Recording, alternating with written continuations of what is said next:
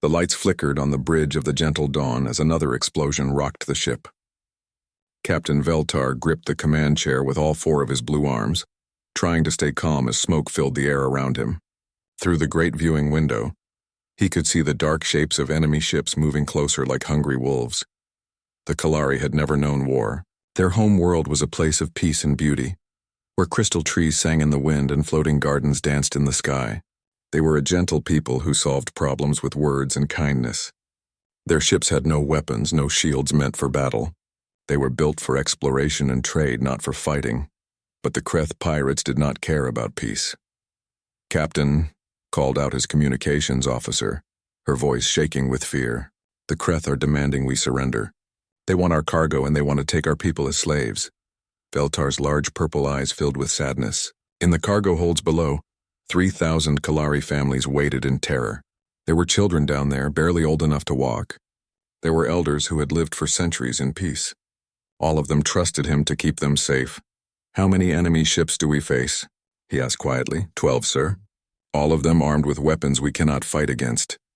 The Kreth were known across the galaxy as brutal raiders. They came from a harsh world where only the strong survived. They took what they wanted and destroyed what they could not take. Most peaceful species simply gave them what they demanded and hoped the pirates would leave them alone. But this time was different. This time the Kreth wanted more than just cargo. They wanted the Kalari themselves. Another blast hit the ship and the lights went out completely for several seconds. When the emergency power came back on, red warning lights flashed everywhere. The ship's computer spoke in a calm voice that made the situation seem even more frightening. "Hull breach on Deck 7. Life support systems failing on Decks 4 through 6. Engine power down to 12%. Veltar closed his eyes and tried to think. There had to be something they could do, some way to escape or hide or fight back. But he knew the truth. The gentle dawn was dying, and soon the Kreth would board her and take his people away to a life of slavery and pain. He looked around the bridge at his crew. They were all young and brave, but they were not warriors. None of them were. The Kalari did not even have a word for warrior in their language. The closest they came was protector, and that word meant someone who kept gardens safe from bad weather. "Sir," the communications officer said softly, "should I send a surrender message?" Veltar thought about the children in the cargo holds. He thought about his own daughter, just 5 years old, who was probably hiding with her mother right now. He thought about all the dreams and hopes of his people, about to be crushed under the boots of pirates.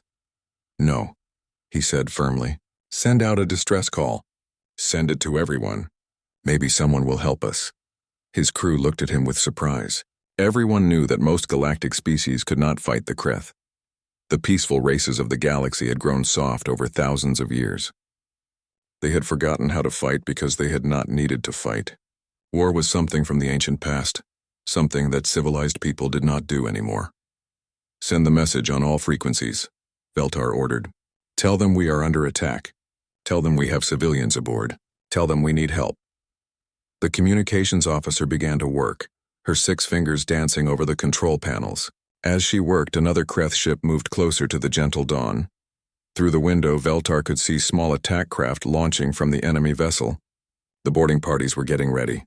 "Message sent, Captain," the officer reported, broadcasting on all emergency channels. Now they could only wait and hope. The first response came from the Althari, a race of bird-like people known for their wisdom. Their message was full of sympathy and sorrow, but they could offer no help. Their ships carried no weapons and their people knew nothing of war. The second response came from the Zephyrians, who lived on crystal worlds far from any conflict. They promised to pray for the Kalari, but they too could not fight the Kreth. One by one, responses came in from across the galaxy. The Vegan Collective expressed deep concern. The Harmony Union offered to help rebuild after the attack was over. The Peaceful Alliance sent their thoughts and good wishes, but no one offered to fight. Veltar felt his hope dying as each message arrived. The galaxy was full of good people who wanted to help, but none of them could stand against the Kreth pirates. It seemed that kindness and civilization were no match for violence and greed. The Kreth boarding craft were very close now. In a few minutes they would attach to the Gentle Dawn's hull and cut their way inside. Then the nightmare would begin. "Captain," the communications officer said suddenly, her voice filled with surprise. We have another response. It's coming from the Sol system. Veltar's translator worked for a moment, then provided additional information. Sol was the name humans used for their star. Sol 3, also called Earth, was their homeworld. Most galactic species tried to avoid that part of space. The humans were new to galactic civilization, having only achieved faster-than-light travel a few decades ago. But already they had a reputation that made other species nervous. They came from what the galaxy called a death world, a planet so dangerous that most life forms could never survive there. Everything on Earth tried to kill everything else. The weather was violent and unpredictable. The ground shook and split open. Mountains exploded. Ice ages came and went. Rocks fell from the sky. And somehow, impossibly intelligent life had not just survived on this nightmare world. It had thrived. It had built cities and developed technology and reached for the stars. The humans were primitives compared to most galactic races. Their technology was crude, and their society was young. But they had something that the peaceful races had lost long ago. They remembered how to fight. The message came through clearly, spoken in the harsh sounds of the human language. Kalari vessel Gentle Dawn, this is Captain Jake Martinez of the Earth Defense Ship Resilient. We have received your distress call. Hold your position and prepare for rescue. We are coming to help you. Veltar stared at the communications panel in shock. A human ship was coming to help them. A single human ship against 12 Kreth raiders, sir, his tactical officer said quietly. The human vessel will arrive in 6 hours. But the Kreth boarding parties will be here in 20 minutes. 6 hours. It might as well have been 6 years. Tell the human ship to stay away, Veltar said sadly. I will not have their deaths on my conscience, too. One ship cannot fight 12. But even as he spoke, he felt a strange flutter of hope in his chest. The humans had answered their call. When all the civilized races of the galaxy had offered only words, the humans had offered action. Maybe there was still a chance. Maybe the death world had taught its children something that the peaceful worlds had forgotten. Maybe being born in danger and raised in conflict had given the humans something that could save them all. The first Kreth boarding craft attached to the Gentle Dawn with a loud clang that echoed through the ship. The pirates would be cutting through the hull soon. But somewhere in the darkness of space, a human ship was racing toward them. Veltar gripped his command chair tighter and made a choice. Instead of surrendering, he would fight for as long as possible. He would buy time for the humans to arrive. Because sometimes, when you asked the stars for rescue, they sent you exactly what you needed, even if it came from the most dangerous world in the galaxy. Admiral Lisa Rodriguez stood on the bridge of the Earth Defense Ship Resilient, watching the tactical display show 12 red dots surrounding one blue dot in the darkness of space. The red dots were Kreth warships. The blue dot was the Kalari civilian transport that had sent out the desperate call for help.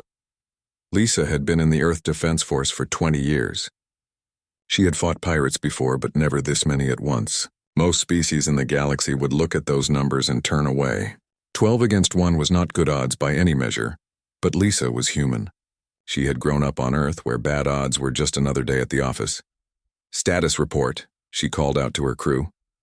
Lieutenant Kevin Barnes looked up from his communications station. The Kalari ship is badly damaged, ma'am. Hull breaches on multiple decks. Their engines are almost dead. The Kreth have already started boarding operations. How long until we reach them? 5 hours and 37 minutes at maximum speed. Lisa frowned. The Kalari might not have 5 hours. But there was nothing she could do about the laws of physics. The Resilient was already pushing her engines as hard as they could go.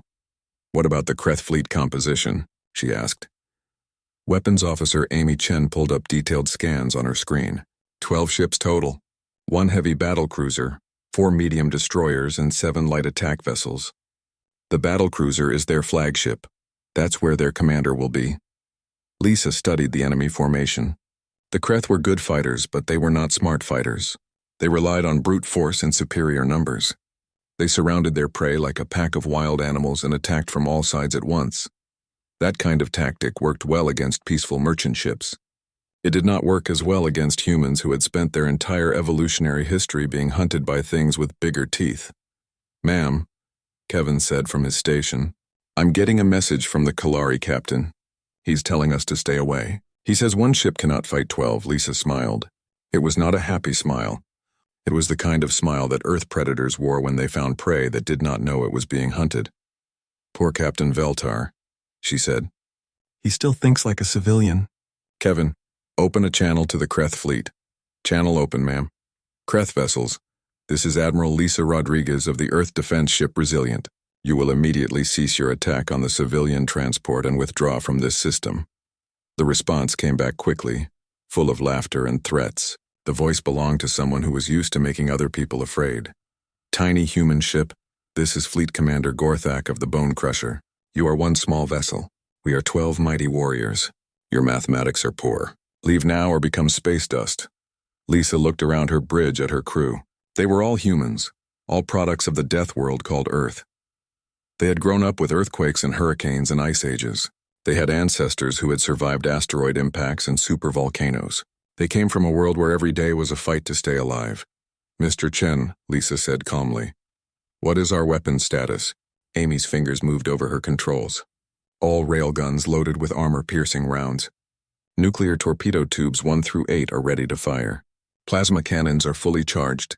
The experimental gravity mines are armed and ready for deployment. Excellent. And our defensive systems? Energy shields at maximum power. Armor plating is reinforced. Point defense systems are online. All damage control teams are standing by. Lisa nodded.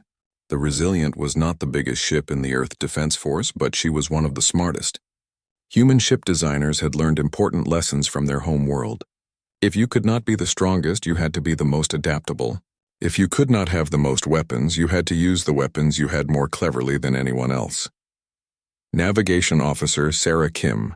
Plot me a course that will take us through the outer edge of their formation. I want to hit them where they least expect it. Sarah's hands danced over her controls. Course plotted, Admiral. We'll come in from below their plane of attack. They have most of their sensors focused on the Kalari ship. Perfect. Amy, I want you to prepare a special surprise for our Kreth friends. Amy grinned. She had been looking forward to testing some new weapons in actual combat. What did you have in mind, ma'am? How many gravity mines do we have? 24, ma'am. Good. I want you to deploy them in a 3-dimensional pattern around the battlefield before we announce our arrival. Make sure each mine is programmed to activate on my command. The gravity mines were one of Earth's newest weapons. They could bend space and time in small areas, creating invisible traps that enemy ships could not detect until it was too late. Most galactic races considered them unfair weapons because they could not be seen or defended against. Humans considered them efficient. Mines deployed, Admiral, Amy reported. They're spread throughout the combat zone in a pattern that will give us maximum tactical advantage. Kevin, any word from the Kalari ship? They're still fighting, ma'am, but barely. The Kreth have breached their hull in 4 places. Captain Veltar is asking again for us to stay away. He says he does not want our deaths on his conscience. Lisa felt a warm feeling in her chest. The Kalari captain was trying to protect them even while his own ship was dying. That was exactly the kind of person worth saving. Tell Captain Veltar that humans do not abandon people who need help. Tell him to hold on just a little longer. Yes, ma'am. Lisa looked at the tactical display one more time. The Kreth ships were positioned exactly where she wanted them. They were so focused on their prey that they had not even bothered to set up proper defensive positions. They thought they were the hunters in this situation. They were about to learn that humans had a different understanding of who was the hunter and who was the prey. All stations, prepare for combat. This is not going to be like the training simulations.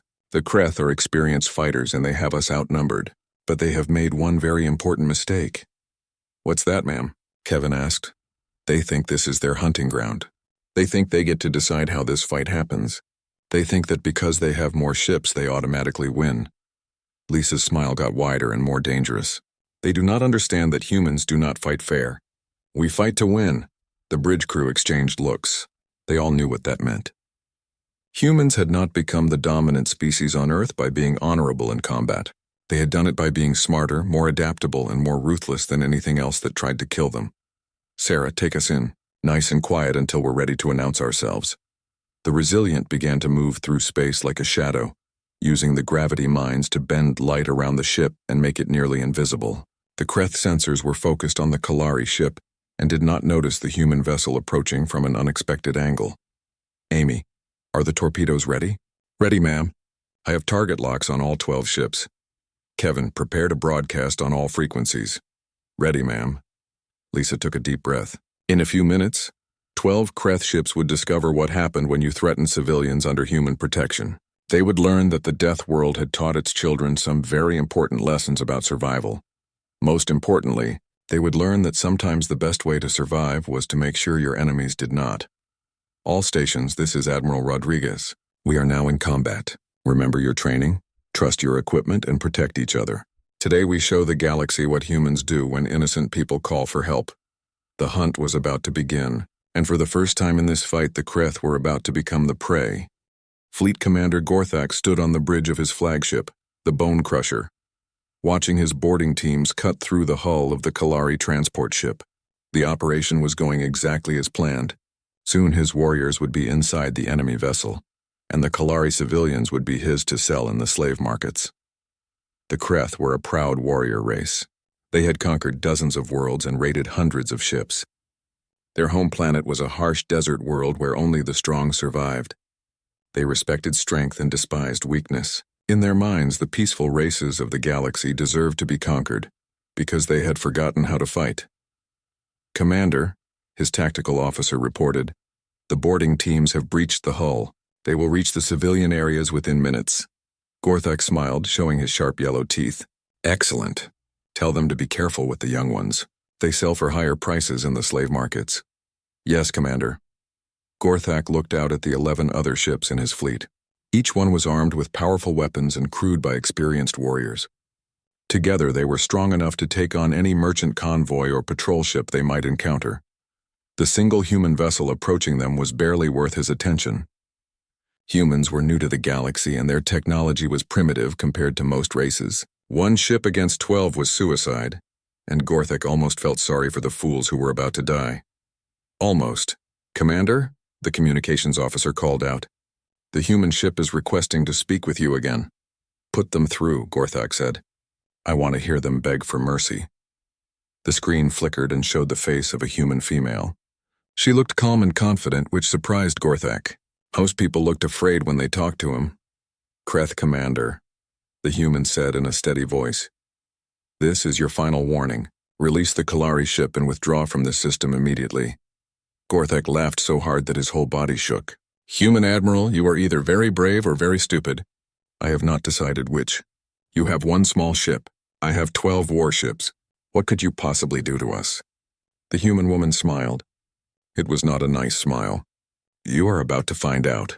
The communication ended and Gorthak turned to his weapons officer. "Target the human ship. I want it destroyed quickly so we can get back to our real work." But as the weapons officer tried to lock onto the human vessel, something strange happened. The ship seemed to flicker and bend like light passing through water. One moment it was there, and the next moment it was somewhere else entirely. "What is happening?" Gorthak demanded. "I do not know, Commander. Our sensors cannot get a solid lock on their position. They keep disappearing and reappearing in different locations." Gorthak frowned. This was not normal behavior for any ship he had ever encountered. But before he could think about it more, alarms began ringing throughout his flagship. "Commander!" the tactical officer shouted. "We have a problem. Something is wrong with space itself around our fleet." On the main screen, Gorthak could see the impossible. Space was bending and twisting in random places, creating invisible barriers and traps that his ships could not avoid. 3 of his vessels had already been caught in some kind of gravitational field that was pulling them in directions they did not want to go. "What kind of weapon is this?" he roared. "Unknown, Commander. We have never seen anything like it." That was when the human ship decided to announce itself properly. It appeared suddenly right in the middle of the Kreth formation, moving so fast that none of the enemy ships could react in time. Bright flashes of light erupted from its weapons as it fired a spread of missiles in all directions. But these were not ordinary missiles. As they flew through space, they suddenly split apart into dozens of smaller projectiles. Each small projectile moved in a different direction, creating a cloud of death that surrounded the Kreth fleet. "Evasive action," Gorthak shouted, but it was too late. The first projectiles hit the destroyer Bloodfang, punching holes through its armor like it was made of paper. The ship shuddered and began to spin out of control as its engines exploded. The second wave hit the cruiser Irontooth, and something even stranger happened. The projectiles seemed to pass right through the ship's shields as if they were not there at all. Then they exploded inside the hull, tearing the vessel apart from within. How are they doing this? Gorthak demanded. His science officer was working frantically at his station. Commander, I think they are using some kind of phase-shifting technology. Their weapons can pass through our shields by existing in a different dimensional phase. Gorthak had no idea what that meant, but he knew it was bad news for his fleet. The human ship was moving through the battlefield like a ghost, appearing and disappearing at will. Every time it showed itself, more of his vessels took damage, but every time his ships tried to fire back, their weapons passed harmlessly through empty space where the human ship had been just moments before. "This is impossible," he shouted. "No ship can move like that." But even as he said it, he began to remember stories he had heard about the human homeworld. Earth was supposed to be a death world where everything tried to kill everything else. The humans had supposedly evolved by surviving constant disasters and threats. They had learned to adapt to any situation, no matter how dangerous. Maybe their ships had learned the same lessons. "Commander," his tactical officer reported, "we have lost 4 ships. The Razorclaw, Bloodfang, Irontooth, and Skullbreaker have all been destroyed or disabled." "How is that possible? It has only been 10 minutes. The human ship is not fighting like any vessel we have ever encountered. It uses the gravitational distortions to hide behind, then strikes from unexpected angles. Our weapons cannot track something that can bend space around itself." Gorthak watched in growing horror as another of his ships, the Bone Grinder, was caught in one of the invisible gravity traps. The vessel was pulled into a spinning spiral that tore it apart piece by piece. The crew had no time to escape before their ship became a cloud of debris. "All ships concentrate fire on the human vessel," he ordered. "Use everything we have." The remaining Kreth ships turned their weapons toward the human ship and fired simultaneously. Dozens of energy beams and missile salvos filled the space where the human vessel had been.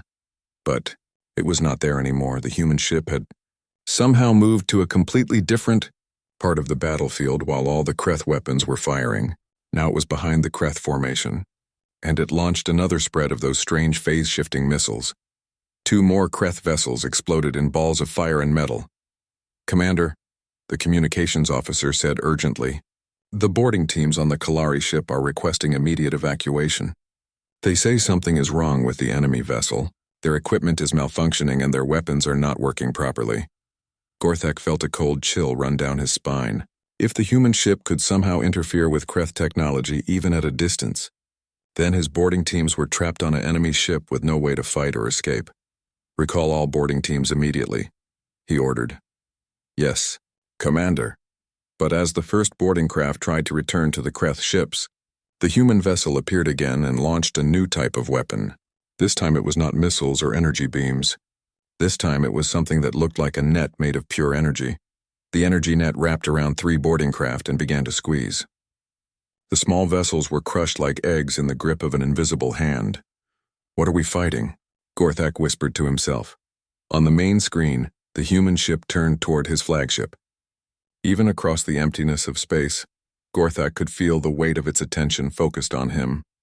For the first time in his life, the Kreth commander understood what it felt like to be prey instead of predator. The Death World had sent its children to hunt, and Gorthak was beginning to realize that he and his fleet were the ones being hunted. The battle was over in 30 minutes. Of the 12 Kreth warships that had attacked the Gentle Dawn, 8 were destroyed and 3 were badly damaged and drifting helplessly in space. Only Fleet Commander Gorthak's flagship, the Bone Crusher, remained operational. And that was only because Admiral Rodriguez had chosen to let it survive. Captain Veltar watched through his ship's damaged viewing windows as the human vessel approached the Gentle Dawn. He had seen many things in his long life, but he had never seen anything like the battle he had just witnessed. The single human ship had destroyed an entire Kreth fleet using weapons and tactics that seemed to come from science fiction stories. "Captain," his communications officer said softly, "the human ship is requesting permission to come alongside and render assistance." Veltar nodded slowly. "Grant them permission. And tell them we are grateful beyond words." As the Earth defense ship Resilient moved closer to the Kalari transport, Veltar could see details of its construction. The human ship was smaller than he had expected, but it looked solid and strong. Its hull was scarred from many battles and its weapons were still glowing from recent use. This was not a ship built for peace and exploration. This was a ship built for war. But as he watched, something unexpected happened. Sections of the human ship opened up and smaller craft began to emerge. These were not fighters or bombers. They were rescue shuttles and medical ships. The same vessel that had just destroyed 8 enemy warships was now transforming itself into a hospital and repair station. "Captain," his medical officer reported, "we have wounded in sections 4 through 7. The Kreth boarding parties injured many of our people before they retreated. The human ship is sending medical teams," the communications officer added. "They are requesting a list of our wounded and their injuries." Veltar felt a strange mix of emotions. Fear, gratitude, and curiosity all battled in his mind. The humans had saved his people, but they were still creatures from a death world. What did they want in return for their help? The first human shuttle docked with the Gentle Dawn 20 minutes later. Captain Veltar went to meet the rescue team personally, not knowing what to expect. The airlock opened with a soft hiss, and the first human stepped through. She was shorter than Veltar had expected, with dark hair and kind eyes. She wore a blue uniform with medical symbols on it, and she carried a bag full of equipment that he did not recognize. "Hello," she said in careful Kalari, obviously using a translation device. "I am Dr. Rachel Stevens. We are here to help your wounded." Veltar stared at her in amazement. This was not what he had imagined a human to look like. The stories told across the galaxy described humans as savage warriors, all teeth and claws and violence, but Dr. Stevens looked calm and gentle, like any other medical professional he might meet. "Thank you," he managed to say. "We have injured people who need help." Dr. Stevens nodded and gestured to the other humans behind her. "My team will take care of everyone. Can you show us where the wounded are?" As they walked through the corridors of the Gentle Dawn, Veltar watched the human medical team work. They moved quickly but carefully, asking questions and taking notes about Kalari biology and medical needs. Dr. Stevens pulled out a small scanner and ran it over one of the wounded crew members. "Interesting," she said to herself. "Your people have crystalline bone structure. That actually makes some injuries easier to treat than in other species." She opened her medical bag and pulled out a device that Veltar had never seen before. It looked like a metal wand with a blue crystal at one end. "What is that?" he asked. "Bone growth stimulator," Dr. Stevens explained as she adjusted settings on the device. "Your crew member has 3 broken ribs. This will encourage them to heal much faster than normal." She held the device over the injured Kalari's chest. The blue crystal began to glow softly, and Veltar could actually see the broken bones beginning to mend themselves. "What should have taken weeks to heal was happening in minutes. How is this possible?" he whispered. Dr. Stevens smiled. "We had to develop fast medical techniques on Earth. Our world is dangerous, so we get hurt a lot. We learned to fix injuries quickly so people could survive." As they moved from patient to patient, Veltar saw more examples of human medical technology. They had devices that could stop bleeding instantly, medicines that worked on alien biology, and scanners that could see inside any kind of body. But more importantly, they had something else. They had kindness. Every human he met treated the Kalari wounded with gentle care and respect. They asked permission before touching anyone. They explained what they were doing. They showed concern for pain and comfort. These were not the savage monsters that Galactic legends described. These were healers. "Dr. Stevens," Veltar said as they finished treating the last patient, "I must ask you something. Your people, they are said to come from a death world. They are said to be violent and dangerous. But you do not seem like warriors to me." Dr. Stevens was quiet for a moment as she packed up her equipment. "Captain Veltar, it is true that Earth is a dangerous world. It is true that we had to learn to fight to survive. But fighting and healing are not opposites. They are 2 parts of the same thing. I do not understand. Everything that taught us how to hurt people also taught us how to help them. We know about broken bones because we have broken so many bones. We know about blood loss because we have lost so much blood. We know about trauma because we have experienced so much trauma. Our world made us good at war, but it also made us good at fixing the damage that war causes." As if to prove her point, another group of humans arrived on the ship. These were engineers led by a man who introduced himself as Tony Martinez. While the medical team had been helping the wounded, the engineering team had been planning repairs to the Gentle Dawn. "Captain," Tony said through his translator, "your ship took a lot of damage, but nothing we cannot fix. We have replacement parts and repair materials. We can have you back to full power within 6 hours." 6 hours? Veltar was amazed. Our engineers estimated it would take days or weeks to repair the damage. Tony smiled. Human engineers work fast. We have to. On our world, if you cannot fix something quickly, you might not get another chance. As the human repair team spread throughout the ship, Veltar watched them work with the same amazement he had felt watching their medical teams. They did not just fix what was broken. They made improvements. They found ways to make systems work better than they had before. They shared their knowledge freely with the Kalari engineers, teaching them techniques and technologies that would make their ship safer and stronger. Why are you doing all this? Veltar asked Dr. Stevens as they stood in the ship's main corridor, watching human and Kalari crew members working together. Because you needed help, she said simply. Because someone had to answer your call for rescue. But what do you want in return? Dr. Stevens looked confused. In return? We do not want anything in return. This is what people do for each other. When someone is in trouble, you help them. When someone is hurt, you heal them. When someone is lost, you guide them home. Veltar felt tears forming in his large purple eyes. But we are not your people. We are not even from your world. We are strangers. No, Dr. Stevens said softly. You are not strangers. You are people who needed help and we were able to give it. That makes us friends. Over the next few hours, as the human teams worked to repair the Gentle Dawn and care for its passengers, Veltar began to understand something important. The stories about humans being dangerous were not wrong exactly. Humans were dangerous, but they were only dangerous to those who threatened innocent people. To everyone else, they were protectors. 6 months after the rescue of the Gentle Dawn, Ambassador Patricia Wells stood in the center of the Great Hall of the Galactic Council. Around her, representatives from over 100 worlds sat in their special chairs, designed for their different body types and environmental needs. The air hummed with the sound of dozens of translation devices working at once. Patricia had been Earth's ambassador to the galaxy for 5 years, but she had never seen the Council so worried before. The rescue of the Kalari transport had sent shockwaves throughout civilized space. For the first time, a single ship had defeated an entire Kreth fleet without taking any damage. More importantly, that ship had come from Earth. Ambassador Wells, said Council Leader Zarthak, his golden feathers ruffling with anxiety. We must discuss the human situation.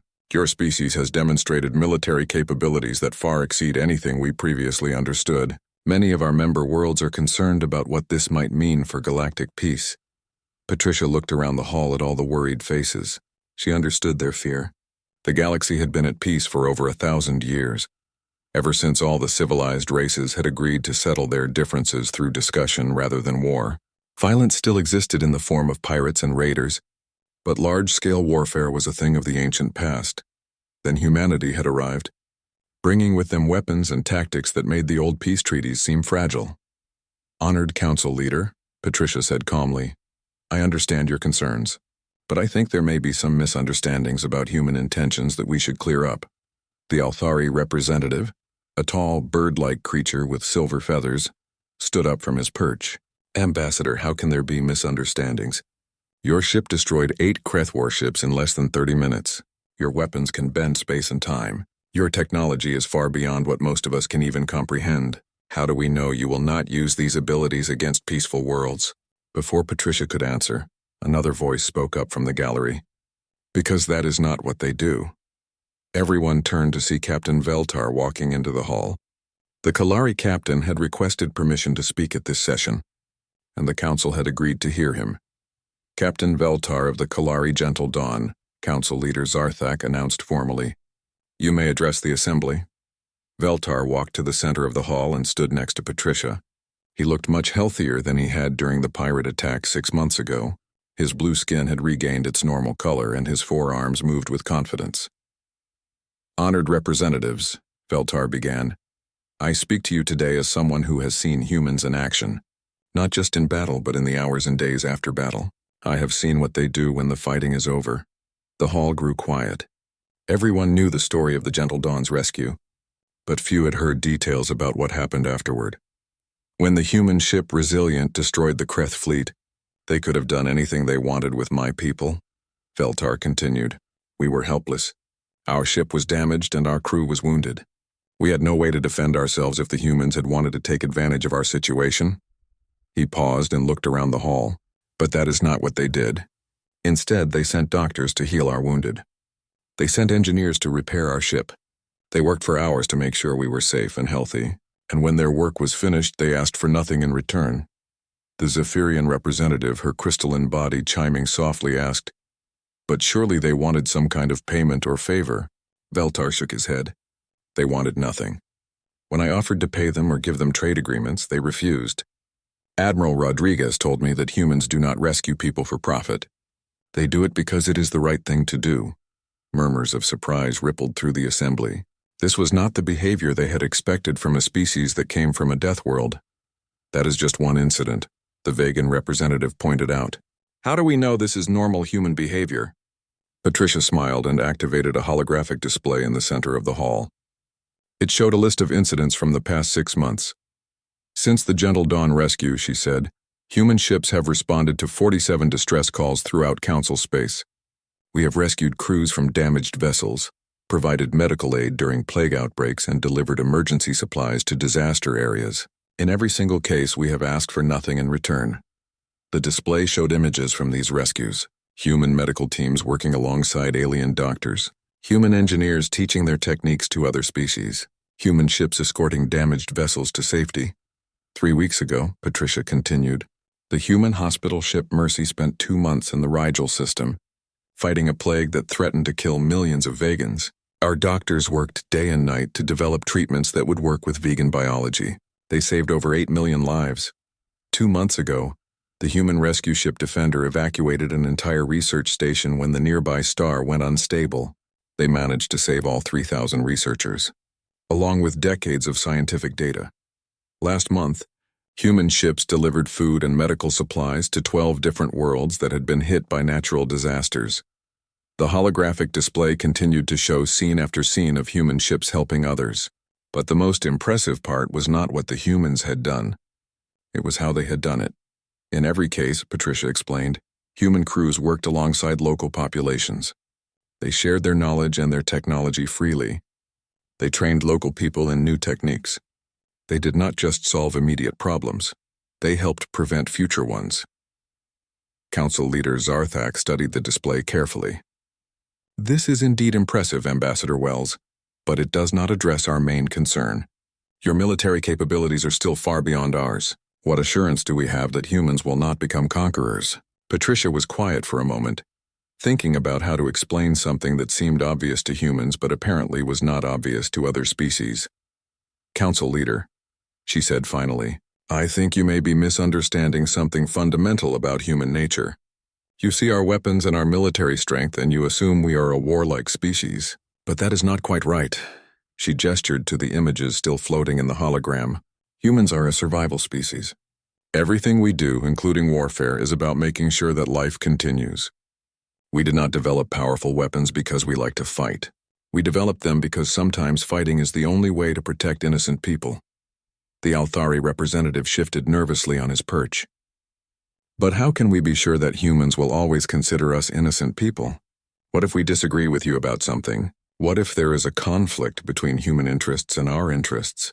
Before Patricia could answer, Captain Veltar spoke up again. May I tell you about Admiral Rodriguez? The council leader nodded. After the rescue was complete, Admiral Rodriguez came aboard my ship to check on our repairs.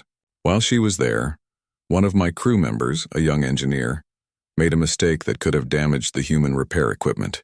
It would have cost them time and resources to fix. Veltar paused. Do you know what Admiral Rodriguez did? She helped the young engineer understand what had gone wrong. She showed him how to avoid the same mistake in the future. She treated the error as a learning opportunity, not as a failure or an insult. He looked around the hall. This is a woman who had just destroyed 8 enemy warships. She had the power to demand anything she wanted from us, but when faced with a simple mistake, her first instinct was to teach, not to punish. The hall was completely quiet now. Even the translation devices seemed to hum more softly. Honored representatives, Patricia said, humans do not want to conquer the galaxy. We want to protect it. Our strength comes from our world, yes, but so does our understanding of how precious life is. We know how easily everything can be lost, so we work hard to make sure nothing is lost unnecessarily. She paused and looked around the hall one more time. When you sent that distress call into the void 6 months ago, you were not just asking for rescue. You were asking the universe to prove that someone cared enough to help. Humans answered that call because we believe the universe should be the kind of place where help always comes when it is needed. The final vote was unanimous. Humanity would be granted special rescue authority throughout Council space, with full diplomatic immunity for humanitarian missions. From now on, when civilization needed protecting, they could officially count on the species from the Death World to answer the call. As the session ended and the representatives began to file out, Captain Veltar approached Patricia. "Thank you," he said simply. "For what?" "For proving that the universe is a kinder place than we thought. For showing us that sometimes the most dangerous things can also be the most caring." Patricia smiled. "That is what humans do, Captain. We make sure that when someone asks the stars for help, the stars answer back."